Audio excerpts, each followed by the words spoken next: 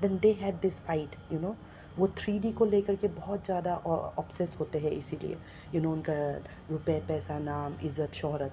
लेकिन आप एक लड़की को देखना, they will never, a DF will never in female body, ठीक है ना, वो कभी भी नहीं उनको फ़र्क नहीं पड़ता है। वो जब निकल पड़े ना, निकल पड़े, क्योंकि उनको जो खींच रहा है वो डीएम एनर्जी खींच रहा है, जो सेज बनने के लिए जा रहा है, राइट। जैसे मैं आत्मा के रूप में मैं दिन भर साधना करती थी। I came to a point in my life जहाँ पे मैं इतना ज़्यादा वो हो चुकी थी that I started to do meditation for 8 to 12 hours a day. Can you imagine this? मैं अगर एक बार बैठ गई ना, मुझे खुद नहीं पता होता था कि मैं कितने देर में उठूँगी। और जब तक उठती थी ना, my body use to get numb, मुझे कुछ फील नहीं होता था। It was like that. मतलब ये सब होता है, एंड ये अगर नहीं हो रहा है ना, आप ट्विन फ्लेम नहीं हो, ट्रस्ट मी। क्योंकि अब तक तो अगर आप इस वीडियो में आए हैं तो इतना सुन सुन के आपको तो पता चल ही चुका होगा कि ये एक बहुत ज़्यादा स्पिरिचुअल बॉन्ड है, जस्ट लाइक शिव एंड शक्ति। तो शिव शक्ति जिस तरह का ट्रांसफॉर्मेशन से गुजरे हैं, जिस तरह से पार्वती माँ को इंसान से देवी के रूप में परिवर्तित होना पड़ा था शिव जी को पाने के लिए, आप भी कुछ ऐसे ही जर्नी पे निकल पड़ते हो डीएन को मिलने के बाद में। खुद को ट्रांसफॉर्म करते करते करते करते आप डीएन के लायक बन जाते हो, ठीक है ना। मतलब कहने का, आप अपने ही आत्मा के लायक बन जाते हो। Are you getting me? जब आप खुद के लायक बन जाते हो ना, तो आप 3D में कुछ मैनिफेस्ट करना शुरू करते हो। Okay, this is the kind of step by step process in this journey. आप जैसे इवॉल्व होते हो, मैं कभी सोचा भी नहीं था, not even in my wildest dream, that I will be recording something like this and I will be putting it in social media, because this journey is so not just रोमांचक ही नहीं, it's full of pain, thrill, action, कितना कुछ है इसमें कि आपका ज़िंदगी संवर जाएगा अगर आप इसको सही मायने में समझ करके अगर अपने लाइफ को एनहेंस करने में लगाओगे ना, तो यू विल अंडरस्टैंड कि इसका डायनेमिक कितना बड़ा है। लोग अपने आप को ट्विन फ्लेम का लेवल लगा करके समझते हैं कि they are very good. I will tell you about my experience. Okay, the day I came to know, मैं तो वैसे भी आप लोगों को बोल चुकी हूँ, राइट, कि मेरा तो देवों का देव महादेव सीरियल देख करके ऐसा होता था कि मेरा भी ऐसा एक लव स्टोरी हो। तो फाइनली जब मुझे एक ऐसा लव स्टोरी मिला नाउ, मेरे लिए ये इतना ज़्यादा वो हो चुका था कि वाओ, मैंने जो मांगा मुझे वो मिल गया। मैं बड़ा खुश। अर्धनरेश्वर, पता है, मैं और आप ना अर्धनरेश्वर है। मैं अपने डीएम को भी बताया, ठीक है ना, that we are अर्धनरेश्वर।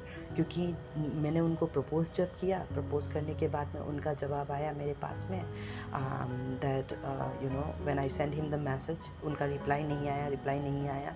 And then मैंने उनको भेजा कि देखो प्लीज़, कोई ऑब्लिगेशन नहीं है, I am just sharing with you जो मेरे दिल में है।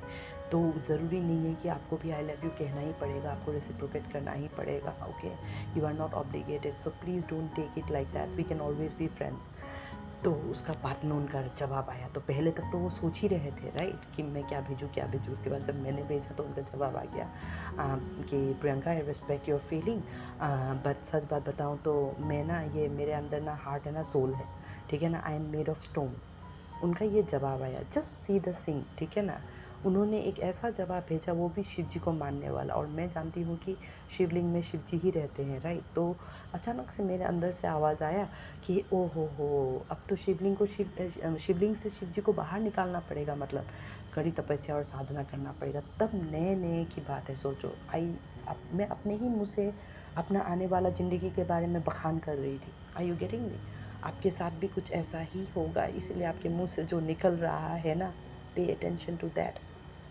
Not necessarily everything is connected to your DN, क्योंकि मैं भी ऐसे ही देखती थी हर बार, ठीक है ना। जैसे मैंने आपको बोला, जब उसने मेरे को ये उन्होंने तो क्या जवाब दिया, उन्होंने वही जवाब दिया कि भाई उनका आत्मा नहीं है, दिल नहीं है, सब पत्थर का हो चुका है, ठीक है ना। तो चलो, मैं समझ गई कि पीछे उनका ख़राब रिश्ता रहा होगा। होता है ना एजम्पशन, आप सोच सकते हो इस बात को, क्योंकि आपका दिमाग में इस तरह के सोचने का कैपेसिटी है। तो कहने का मतलब ये है, इंटेलेक्चुअलिटी जब आपका बढ़ने लगता है ना, आपको उस कैपेसिटी तक लेकर के आ जाएगा जहाँ पे आप शून्य हो जाओगे। कहने का मतलब है इसके आगे आपको सोचने लायक ही नहीं रहे, पीरियड। आपका दी एंड लग चुका है, आपको ऐसा लगेगा फुल स्टॉप, इसके आगे तो मैं अब क्या ही सोचूं। यही है फुल कार्ड कि जब आप आकर के एक अबाइस पे खड़े हो जाते हो, हिल टॉप पे एकदम, मतलब कहते हैं ना आगे खाई है, बस आप एंड पे पहुंच चुके हो, एज पे पहुंच चुके हो। अब तो क्या कर सकते हैं, अब तो take the leap of faith, right. या तो वहाँ से वापस आओ, आपको पता है वापस भी आने का इतना आसान रास्ता नहीं है, बहुत लंबा रास्ता पार करके आए हो। अब तो बस आपको खाई में कूदना ही पड़ेगा, ठीक है। वही है कहानी जो हमारा ऋषि प्रहलाद का, जब बाप उसको धक्का दे देता है खाई पे, तो विष्णु जी ही उनको बचाते हैं। तो that's the kind of faith and trust and believe in God is tested through out this process. आपका विश्वास को तोड़ मरोड़ के तोला जाएगा, टेस्ट किया जाएगा, आपको इसी तरह से चैलेंजेस पे डाला जाएगा। और इस बीच में आप भगवान को कतई बहुत गालियाँ दोगे, आप इतनी गालियाँ दोगे कि आप सोच भी नहीं सकते हो। नफ़रत हो जाएगा आपको, ऐसा मतलब फिर आपको अचानक से कुछ अच्छा हो जाएगा तो फिर आप सॉरी बोलोगे, आप सॉरी बोलना भी सीखोगे। तो ये सारी चीज़ें आपके साथ होती है, ठीक है ना। If whatever I am telling you right now is from a DM perspective, okay, तो आप ये लगाओ कि एक DM के साथ एक्चुअली में क्या होता है in soul level, that's what I am sharing with you, क्योंकि ये सब कुछ मेरे साथ हुआ है इन सोल लेवल। ऑलराइट, मैं इन सारे ट्रांसफॉर्मेशन से गुजर रही थी, I was facing my own dark side, alright. और मेरे अंदर से जो निखरता आ रहा था, जिस DM को मैं पहली बार धरती पे मिली हूँ उस रूप में, उनका ही वो एनर्जी, मतलब वो जो मैंने कहा था कि he is more like a female, right. उनका टच जो है वो very feminine touch, mine is very manly touch. तो उनका वो फेमिनाइन टच मेरे अंदर और मेरा मस्कुलिन टच उनके अंदर, it was blending so beautifully, and by the time that we came in to union, wow, he turn from a boy to a man, alright. I mean, आपको मैंने कहा ही है, हम दोनों का 10 years का एज डिफरेंस था when we came in contact with each other, but 3 साल के बाद पता चला, right before our union, मुझे पता चला कि उनका date of birth, he is 7 years younger to me। तो इस तरह के आपको गलत डेट ऑफ बर्थ भी मिलेगा, तो आपको लगेगा कि ओहो, तो मेरा, जैसे मैं टैरो कार्ड रीडिंग देखने के टाइम में मुझे डेट ऑफ बर्थ पता था कि उनका 15 जुलाई है, तो I used to see cancer only, ठीक है ना। लेकिन मैं कैंसर का जोड़ेक में देखती हूँ, उसमें बार बार मतलब प्यार की ही बातें होती है, प्यार करता है, प्यार करता है, प्यार करता है। मैं बड़ा खुश, ठीक है ना, मैं बड़ा खुश। जस्ट थिंक, 3 साल के बाद मुझे पता चला कि एक्चुअली मैंने जो 3 साल कैंसर का रीडिंग देखा है मेरा DM का सोच के, DM का किसी भी चार्ट के किसी भी जगह पे वो कैंसर का प्लेसमेंट था ही नहीं। Rather in my natal chart cancer का एक ऐसा प्लेसमेंट था कि जो भी मैं देख रही थी ना वो टैरो कार्ड रीडिंग में, मैं जो खुश भी हो रही थी उसको देख करके, वो एक्चुअली सिर्फ मेरे लिए ही था। It has nothing to do with my DM। I mean, आप सोच भी नहीं सकते हो मैंने किस तरह से इन चीज़ों को रिव्यू किया है, पीछे जा के पन्नों को पलट पलट करके। मैं पुराने टैरो कार्ड रीडिंग तक देखती थी, जिन टैरो कार्ड रीडिंग्स को मैंने पहले देखा है 3 साल पहले, मिलने से पहले। इट्स लाइक दिस, मिलने के टाइम पे, सॉरी, क्योंकि मैंने टैरो कार्ड देखना ही शुरू किया था मेरे DM को मिलने के करीब 6-7 महीने बाद, ऑलराइट।